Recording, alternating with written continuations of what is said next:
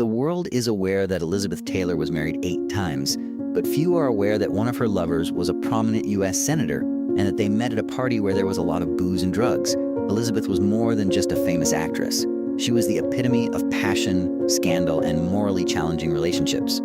Was it true that she wooed one of her best friend's husbands? And the actual events that took place within the mansion, where years of scandalous evenings were meticulously concealed from the public?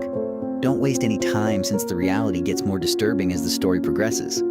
Elizabeth Taylor was drawn into a world from an early age that many adults could not make it through. She entered Hollywood at the age of 9, signing a deal with Universal Pictures as though her destiny had already been decided. The new violet-eyed gem of Hollywood was soon uncovered by the tabloid press, which tirelessly pursued every aspect of her personal life.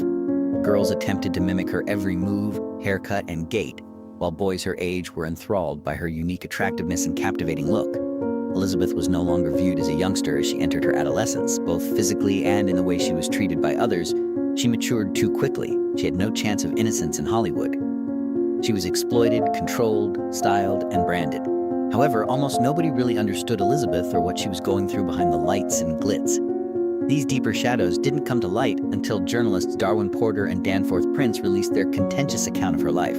In addition to revealing the tumultuous sexual life of a movie star, the book's assertions were so unvarnished and nearly implausible that it went off like a bomb in Hollywood. Porter claimed that at a dinner party at Tennessee Williams' house, Elizabeth had told him numerous startling things. People close to her, such as her lifelong friend Rhodey McDowell and her aide Dick Hanley, later corroborated her accounts. Readers were left wondering whether Elizabeth's real life had just outshone any narrative or where truth and fiction ended. The writers claimed that Elizabeth's tragedy started with secrets that existed long before she was born, not with celebrity. The book raises questions about her parentage in its first few pages. Was Victor Cassett, a British politician who is said to have had a shady relationship with both of her parents, her biological father, or was he actually Francis Taylor? Cassett is claimed to have haunted the Taylor family even after they moved to Los Angeles during World War II, though there is no concrete evidence of this. The story becomes much more unsettling when it comes to Elizabeth's early years. She allegedly had an entirely inappropriate relationship with John Derek, a film director and 6 years her senior, when she was 12 years old. Many readers were extremely troubled by the revelation that Elizabeth was rumored to have lost her virginity to Peter Lawford in the rear of a limousine shortly after. These sources describe Elizabeth as looking oddly uninvolved, as though it were simply another episode in her life. Elizabeth is also portrayed in the book as a young girl who was attracted to older guys and realized early on how attractive she was physically. She was charged at the age of 15 of having an affair with well-known Hollywood star Ronald Reagan, who was 36 at the time. The tale goes that Elizabeth actively approached him in his office in the hopes of trading her assistance for a part. Ironically, Elizabeth was depicted as being much too brave for her age, while Reagan himself was shown to be timid. The Hollywood industry was rocked by the rumors. Elizabeth's talent was no longer the only thing in the spotlight as she grew older.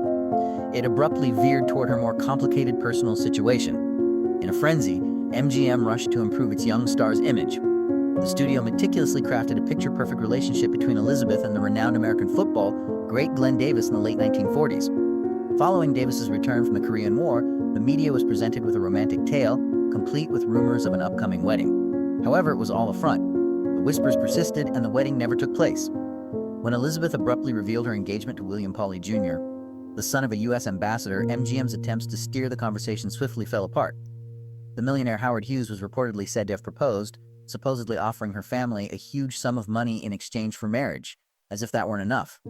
Despite rumors that she was still seeing Glenn Davis, Elizabeth rejected Hughes and went with William. Elizabeth, who had grown up in the studio's strict discipline and oppressive control, thought that marriage would grant her independence and self-determination. It was a gullible notion. She wed Conrad Nicky Hilton Jr., the heir to the Hilton Hotel empire, at the age of just 18.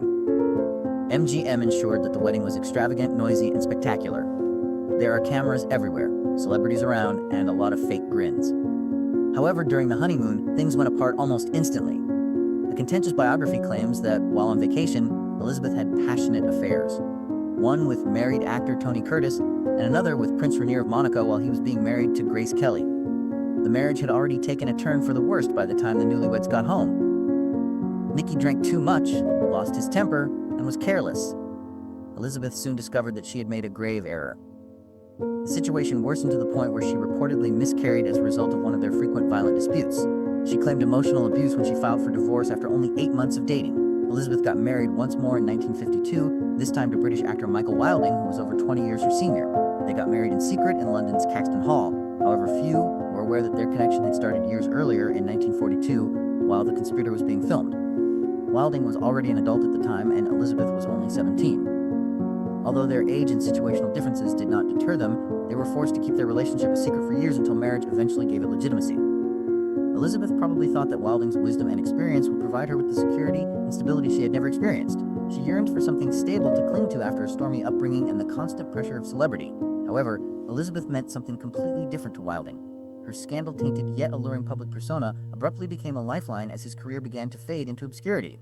She was the ideal person at the ideal moment to maintain his waning fame in addition to being the appropriate person emotionally.